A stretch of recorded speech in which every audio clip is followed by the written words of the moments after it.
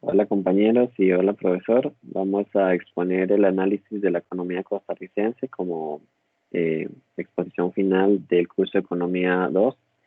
El grupo está conformado por Kevin Alfaro Araya, Hola, buenas noches, compañeros. Rebeca Orantes Molina,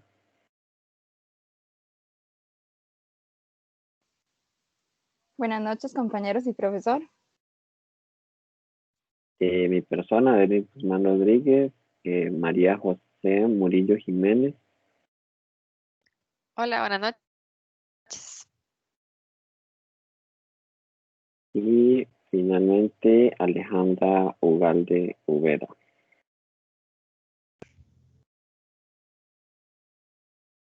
Buenas noches, compañeros y profesor. Buenas noches a todos.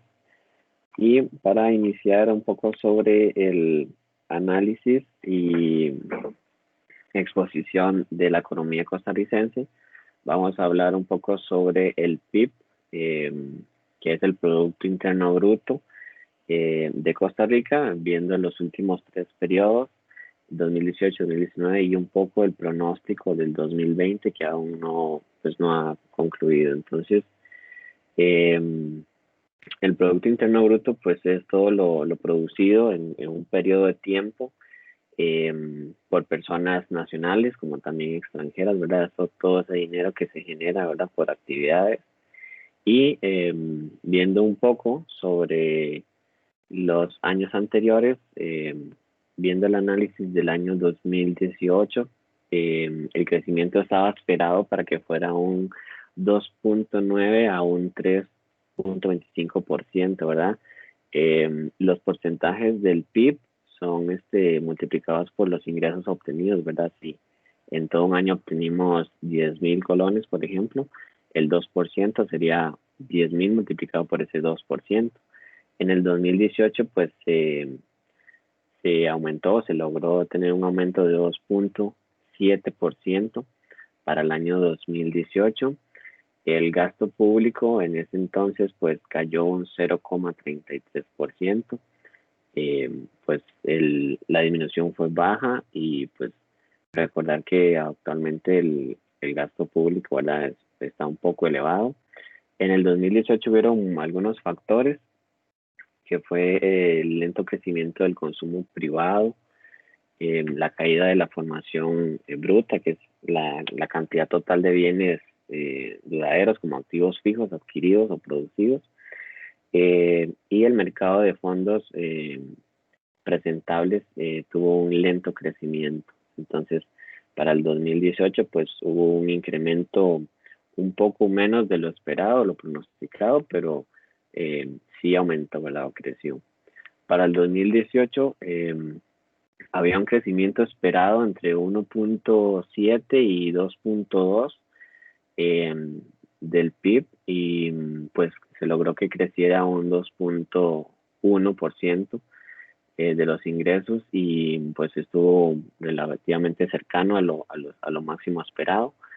El incremento en el gasto del gobierno de años anteriores, ¿verdad? Pues aumentaba un 16%, estaba un 16%, ¿verdad? El gasto del el PIB nacional del total era un 16%.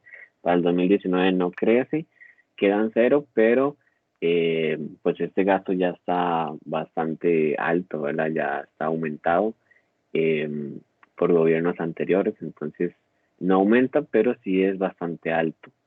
Los factores para el 2019 fue el lento crecimiento del consumo privado, otra vez, como se repitió en el 2018, crecimiento casi nulo del consumo público, niveles de morosidad crediticia elevados, que es lo que actualmente pues el gobierno está batallando y pues todos vimos este año 2020 ese plan de fortalecimiento de las finanzas que venía con varios impuestos y ciertas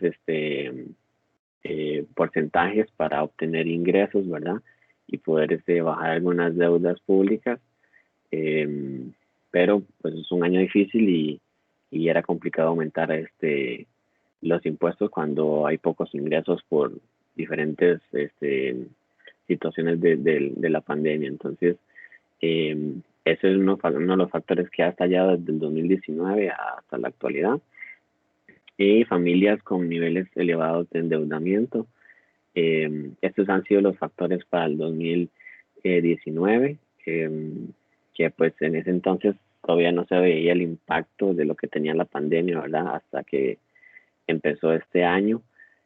Actualmente el Banco Central pronostica una caída del PIB que pues cierra este periodo en diciembre. Se pronostica una caída del 5%. Se cree que es una de las caídas más importantes, ¿verdad?, del PIB.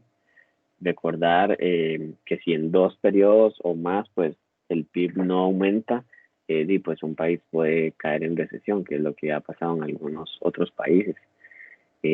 Para el 2018 y 19 crecía poco, y pues lamentablemente este 2020 tiene un pronóstico de un 5%.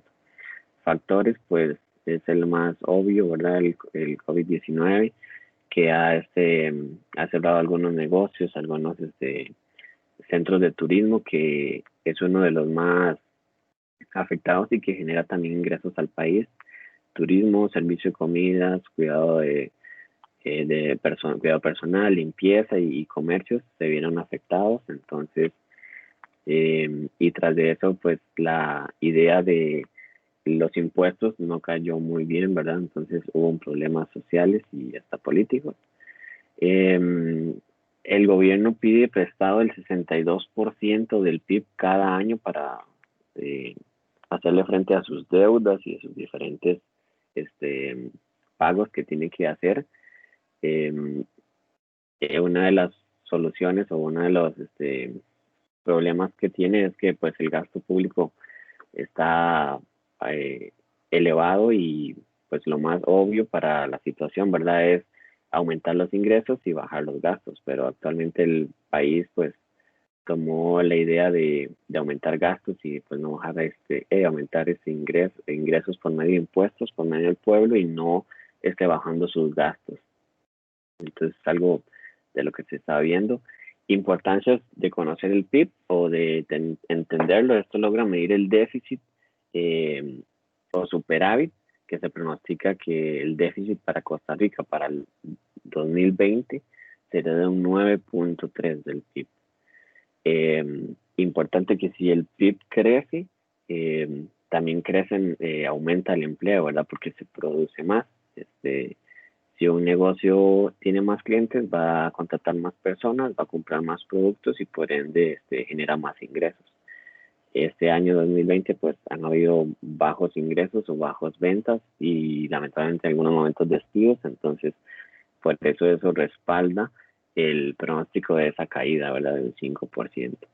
También se logra medir el nivel de gasto y su impacto, que actualmente Costa Rica presenta un gasto de gobierno bastante alto, que pues esto perjudica el PIB, ¿verdad? Porque si tuviéramos solo los ingresos, pero tenemos que restar ahí los gastos. Entonces, pues esas son las importancias del PIB, ¿verdad? Y de conocer los gastos. Soluciones que pues algunos conocemos o analistas saben y dicen es aumentar ingresos y bajar gastos. Entonces, para este 2020 se pronostica esa caída, y tal vez para el 2021 la mayor solución es bajar el gasto y dar más oportunidades de ingreso. Entonces, este es un poco del análisis o de la situación actual de Costa Rica, del país.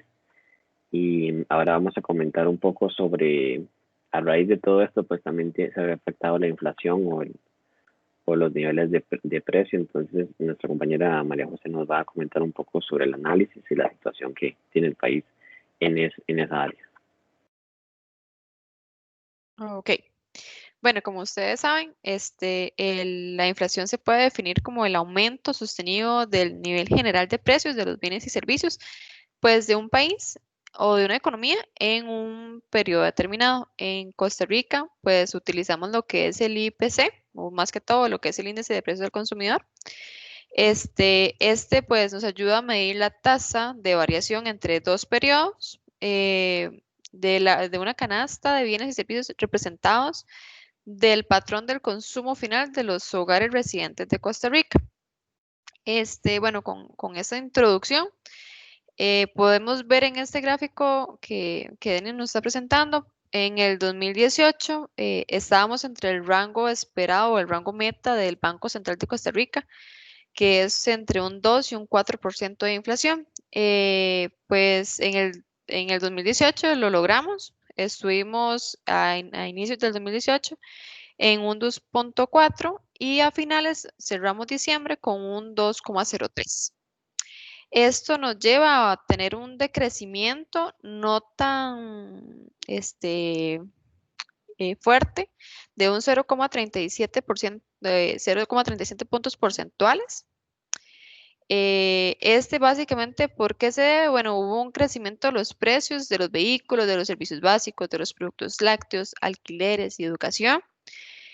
Hubo un leve decrecimiento de los precios de los combustibles y pues básicamente esas son como las razones en la que la inflación se puede decir que se mantuvo entre los rangos esperados. En el 2019 comenzamos pues bien, que fue como cerramos en diciembre en un 2,03, pero estuvimos por debajo del rango meta en un 1,52. Esto nos lleva a tener un decrecimiento de un 0,44% o puntos porcentuales.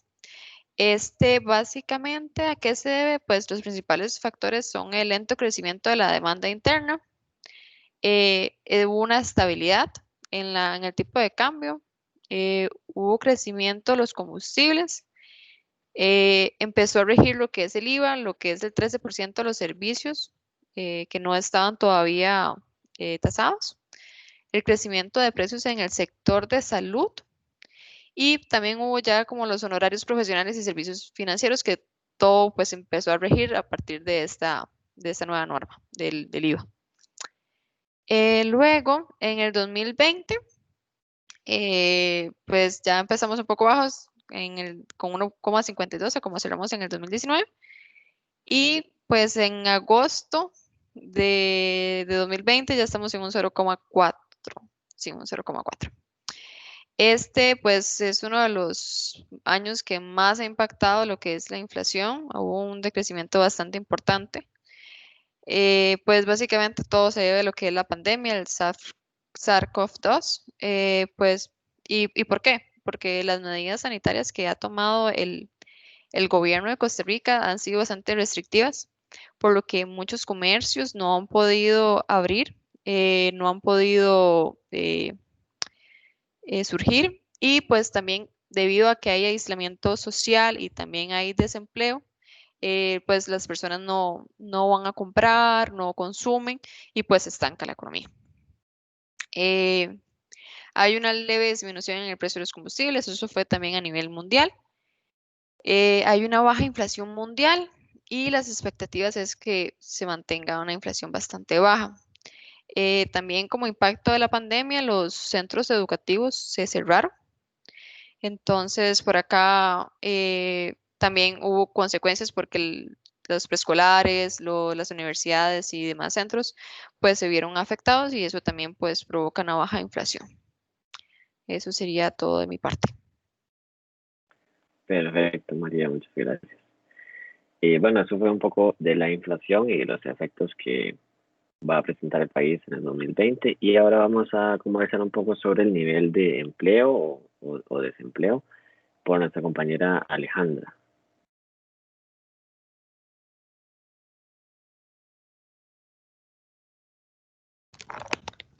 Sí, tal vez puedes pasar la filmina, por favor.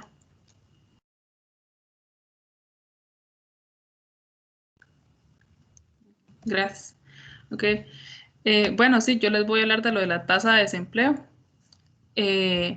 Al menos lo que es la parte de la fuerza de trabajo o las personas que tenían empleo en 2018 llegaban a los 145 millones aproximadamente. Para el 2019 se incrementó un poquito, como unos 2 millones, y para el 2020, que sería el tercer trimestre, sí se dio una baja como aproximadamente de 2 millones. Bueno, esto es prácticamente la baja se ha dado porque, como bien sabemos, ahora en el 2020 el tema de la pandemia, con todas las restricciones que puso el gobierno de Costa Rica, vino a cerrar varios negocios y varios trabajos, ¿verdad? Bastante gente quedó desempleada, entonces sí bajó lo que era la fuerza de trabajo y por ende vino la tasa de desempleo a aumentar. Pasamos de tener en 2018 una tasa del 12% a tener casi el doble, un 22%. Se dice que, bueno, en Costa Rica es la tasa más alta que se ha tenido desde siempre, ¿verdad? Es la tasa más alta que se ha tenido en todo el tiempo. Parte, ¿verdad? De esto, pues, va asociado a lo del PIB que explicó mi compañero Denis.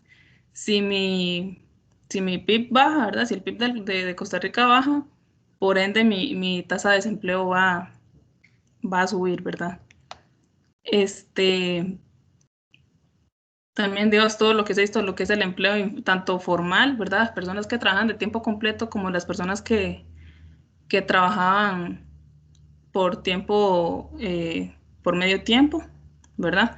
Y las que más se han visto afectados a través del tiempo, y más en los últimos 3 años, han sido las mujeres, con una caída del 29%, ¿verdad?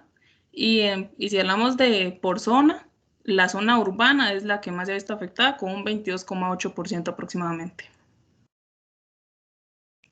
Creo que eso sería de mi parte para la explicación puntual de la tasa de desempleo. Perfecto, Ale, gracias. Y bueno, uno de los efectos siguientes del desempleo, al haber falta de empleo y de ingresos, genera un nivel de pobreza que Rebeca nos va a comentar un poco sobre el nivel de pobreza en Costa Rica. Ok, vamos a ver qué el nivel de pobreza en Costa Rica. ¿Cómo definimos que un hogar se encuentra en pobreza o en pobreza extrema? Para esto vamos a ver que los ingresos no siempre van a ser suficientes para determinar si un hogar se encuentra en pobreza o no. ¿Por qué? Porque la pobreza es tan amplia y se manifiesta en casi todos los ámbitos de la vida, no solo, digamos, en un hogar se manifiesta en salud, en educación, en empleo. En Costa Rica, bueno, tenemos dos tipos de métodos, de una sola variable y de más variables. De una sola variable son los unidimensionales y si son más variables serían multidimensionales. En Costa Rica se usan 3 métodos. El primero es el método de línea de pobreza y se define a partir del ingreso. Representa el monto mínimo requerido que una persona necesita para poder satisfacer sus necesidades alimentarias y no alimentarias. Se determina que un hogar se encuentra en pobreza cuando los ingresos son inferiores o igual a la línea que se determina en ese momento en la línea de pobreza. Tenemos otro método que es de incidencia de pobreza multidimensional. Ya nos va a determinar, va a tomar en cuenta más ámbitos y se basa en la encuesta nacional de hogares. Abarca 5 dimensiones que sería educación, vivienda y uso de internet, salud, trabajo, protección social y como vemos es un poco más amplio. Y también tenemos las necesidades básicas insatisfechas, que utiliza la información de los censos de la población y vivienda y incluye 4 componentes: acceso al albergue digno, acceso a la vida saludable, acceso al conocimiento, acceso a otros bienes y servicios. Es importante tomar en cuenta que cuando el INEC nos da los resultados, año a año, la población se divide en 2 zonas, la zona rural y la zona urbana. ¿Y por qué pasa esto? Porque generalmente lo que es la zona rural se encuentra más afectada y más vulnerable, se puede decir. Y también se divide en regiones, que sería la Pacífico Central, la Chorotega, la Huetar Norte, la Huetar Caribe, la Brunca y la Central. Entonces, cuando nos dan los resultados, va a estar por zonas y también por regiones. Y ahorita vamos a hablar básicamente de cuáles fueron los niveles de índices de pobreza. Entonces vamos a ver que han pasado los años y en realidad los índices han venido aumentando. Para el 2018 teníamos hogares pobres del 21.1%. Para el 2019 se mantuvo en un 21% y para el año 2020 tenemos un 26.2%, que es bastante alto. Y los hogares en extrema pobreza para el para el 2018 fue un 6.3%, para el 2019 un 5.8% y para el 2020 fue un 7%. ¿Cuándo se dice que un hogar se encuentra en extrema pobreza? Cuando ya realmente no, digamos, el ingreso no es suficiente ni siquiera para comprar una canasta básica. Y vamos a ver que para el año 2020 ha aumentado y viene a afectarnos la pandemia como tal, que ya lo han dicho mis compañeros, y también que y también que, digamos, se viene arrastrando eso y nos va a seguir afectando. Entonces, eso sería básicamente lo que yo tengo para el nivel de pobreza. Gracias, Rebeca. Sí, datos ahí alarmantes que pronostican, ¿verdad?, niveles de pobreza, pero ¿qué es de la distribución de los ingresos del gobierno? O sea, ¿cómo pueden ayudar esto? ¿Cómo se debe invertir? Entonces, Kevin nos va a comentar un poco sobre la distribución del ingreso. Bueno, con respecto a la distribución del ingreso en Costa Rica, ha sido un tema ampliamente estudiado. El principal indicador que se utiliza es el índice de Gini, que mide el grado de la distribución de ingreso entre los individuos de un país con respecto a una distribución con perfecta igualdad, donde el 0 corresponde a la igualdad perfecta y el 1 va a ser la desigualdad perfecta. Por lo tanto, entre más baja la calificación, mejor va a ser, ya que va a haber más igualdad en la distribución del ingreso. Para Costa Rica, bueno, durante los primeros años del periodo del estudio, Costa Rica estaba muy bien. Mostró uno de los índices más bajos del coeficiente de Gini en América Latina, donde solo era superado por Uruguay. De las variables que destacaron para obtener este resultado fue el vínculo con los retornos que da la educación, el gasto social, política tributaria y política comercial, además de la política de salarios mínimos y el flujo migratorios. Sin embargo, ya para finales del periodo cambió desfavorablemente, ya que de todos los países de Latinoamérica, solo Costa Rica, Guatemala y República Dominicana vieron cómo crecía el coeficiente, lo que reflejaba una mayor desigualdad en la distribución del ingreso. Sin embargo, como se puede ver en el gráfico, ya para el 2017 se presentó una mejoría, donde pasamos de un 0.521 a un 0.514. Ese se mantuvo hasta el 2019. Hubo unas variantes entre la parte rural y urbana, pero en general se mantenía en el 0.514. Sin embargo, ya para este año aumentó a 0.519. Ese comportamiento negativo tal vez se podría justificar por la transformación del mercado laboral, ya que como es común en un país en desarrollo, conforme va pasando el tiempo, la demanda en mano de obra calificada va aumentando y la no calificada va disminuyendo.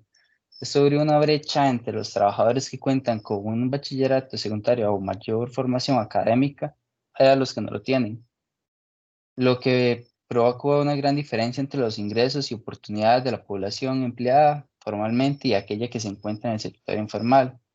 Esto nos demuestra que cada vez requerimos de educación de calidad debido a que es un factor fundamental para la movilidad social.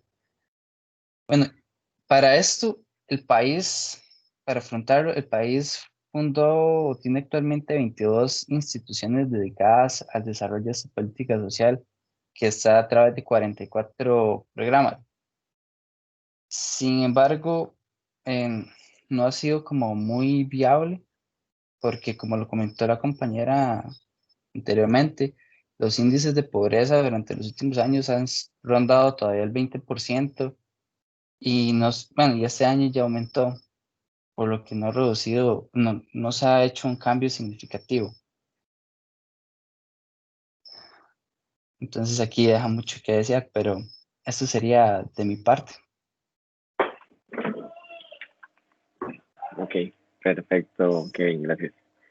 Y finalmente vamos a terminar de conversar el tipo de cambio que está actualmente, que también puede verse afectado. Y Alejandra nos va a terminar de compartir este tema.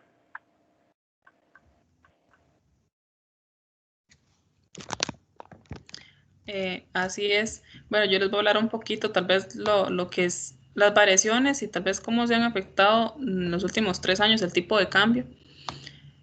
Bueno, se puede decir que a pesar de todo este entorno que se está llevando ahora con la pandemia y todo eso, no ha habido un gran cambio o no se ha sufrido grandes presiones significativas en cuanto a lo que es el tipo de cambio.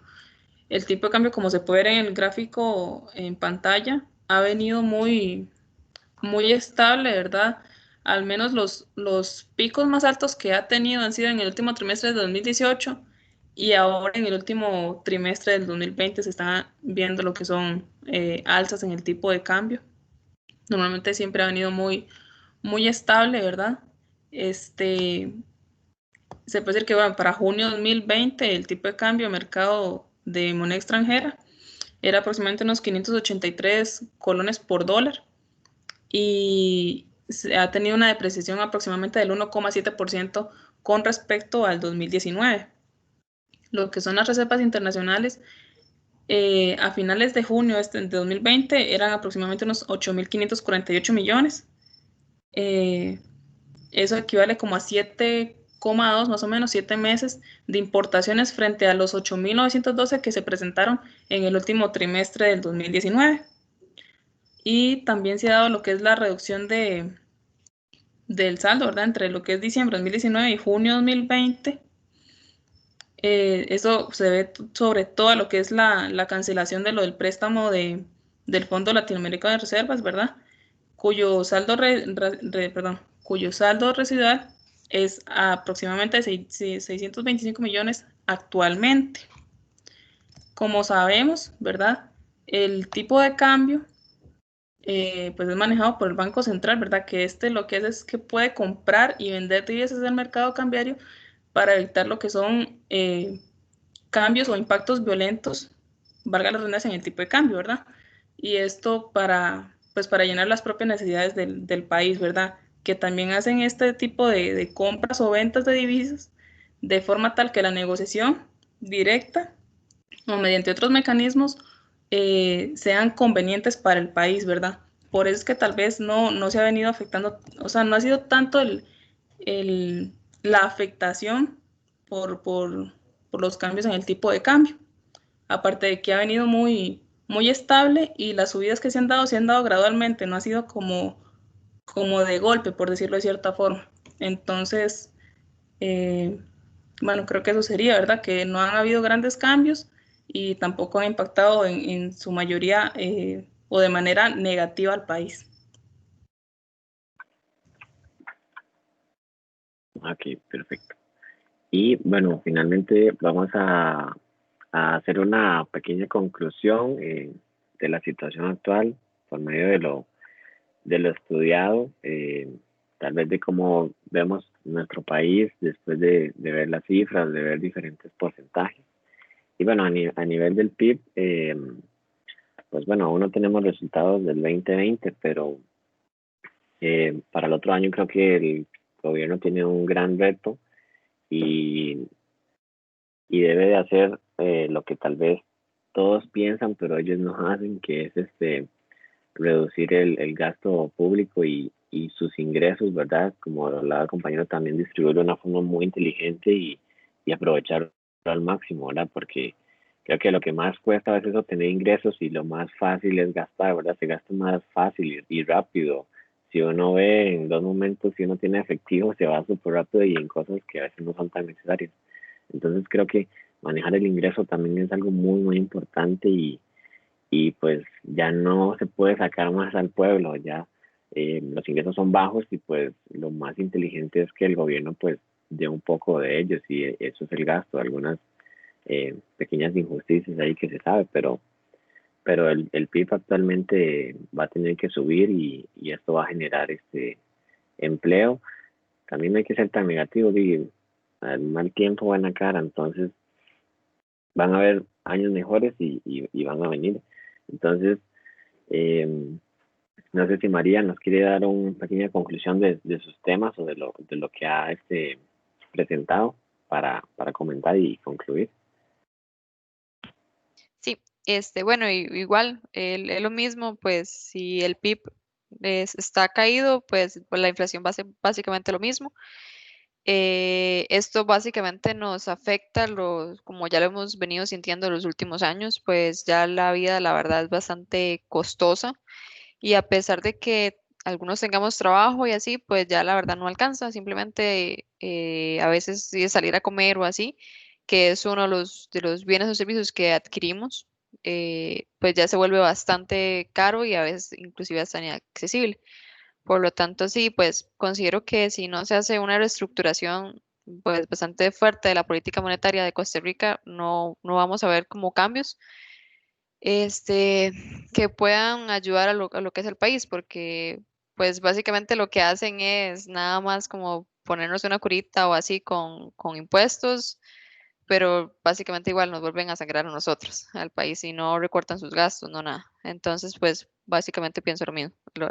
Si no hacemos una mejora, no hay mejora en ninguno de los indicadores que estamos viendo. Los que tienen que dar más son los que son menos afectados. Pero sí, Rebeca, ¿qué puede comentarnos, concluir de la situación del país? Ok,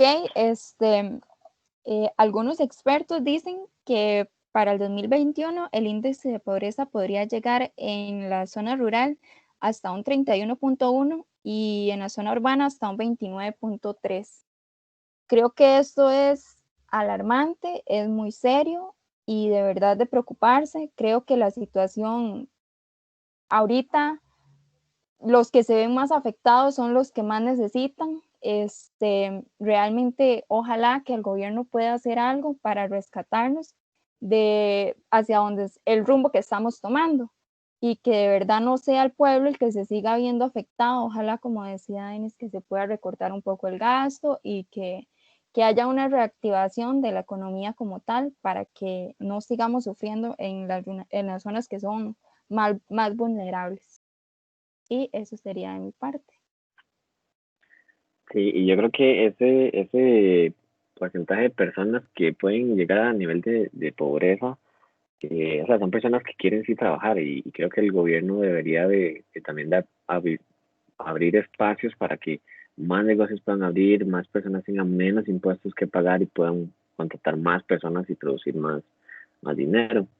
Eh, y Kevin, no sé si nos puede comentar algo sobre el ingreso y la distribución, y qué puede concluir sobre eso.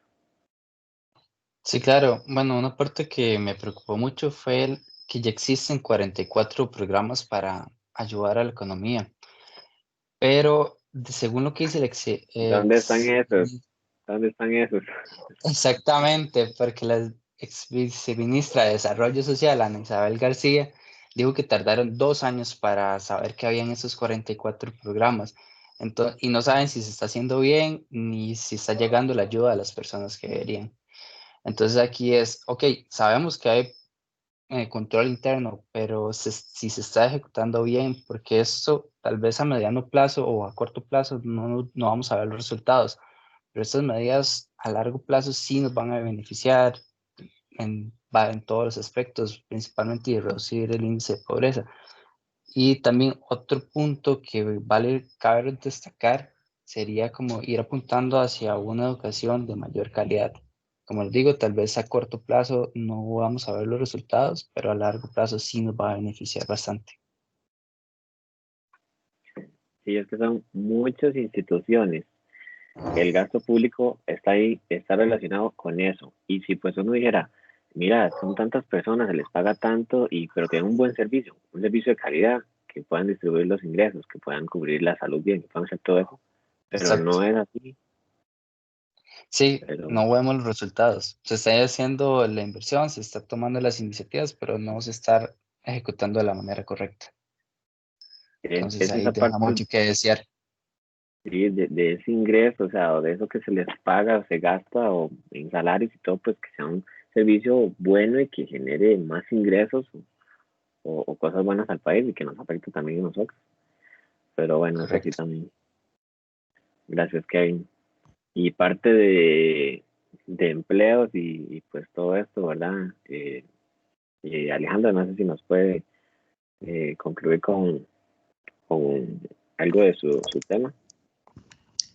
Sí, bueno, tal vez ahora con parte de las restricciones que ya ahora en los últimos meses han sido, por decirlo de cierta forma, canceladas, ¿verdad? O eliminadas, pues varias personas están volviendo como tratando de volver a la normalidad o tratando de recuperar un poco la economía o sea, la economía personal, ¿verdad? Tanto también del país va a ir mejorando tal vez un poquito por el lado del tema de que las personas que tenían trabajo antes lo puedan volver a recuperar, pero por la otra población que antes se mantenía desempleada va a seguir desempleada. Entonces tal vez lo que puede hacer esta parte de que ya no van a haber restricciones es que la tasa de desempleo vuelva a su normalidad, pero y no hasta el 12% como se venía tratando, ¿verdad? Porque pues hay otros temas, ¿verdad? Que vienen a jugar bastante en cuanto al desempleo y eso es la educación. Personas que si no tienen ahora un título de universitario no van a poder conseguir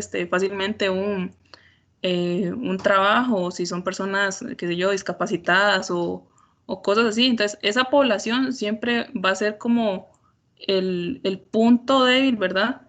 Para que la tasa de desempleo nos venga a aumentar. Entonces, se puede llegar a decir que sí, va a llegar a bajar ahora un poco con la entrada de esto de que ya no hay tanta restricciones, ¿verdad? Y todo eso por lo de la pandemia, pero no se va a llegar nunca a bajar más del 12%, que es lo que se ha venido viendo últimamente. Lo que puede hacer es que va a ir aumentando gradualmente, ¿verdad? Obviamente es obvio, ¿verdad? El tema de por qué se vio ahora afectado por un porcentaje doble, ¿verdad? Y que nunca se ha visto en Costa Rica, pero pues eso es más o menos como las proyecciones que hay, ¿verdad? Para lo que es la tasa de desempleo. Y bueno, conforme lo del tipo de cambio, pues ahorita se está viendo una subida del tipo de cambio, habrá que ver hasta qué tope llega y hasta qué punto va a empezar a bajar otra vez, ¿verdad? Que bueno, de momento no ha afectado mucho al país, pero eventualmente si sigue subiendo por el lado de la deuda del país, podría sí llegar a afectarlo, ¿verdad? Entonces, bueno, básicamente es eso. Sí, sí. Sí, más que ahí en restricciones, pues todos sabemos que los comercios y todos han bajado su capacidad y al tener menos capacidad, pues van a requerir menos personal.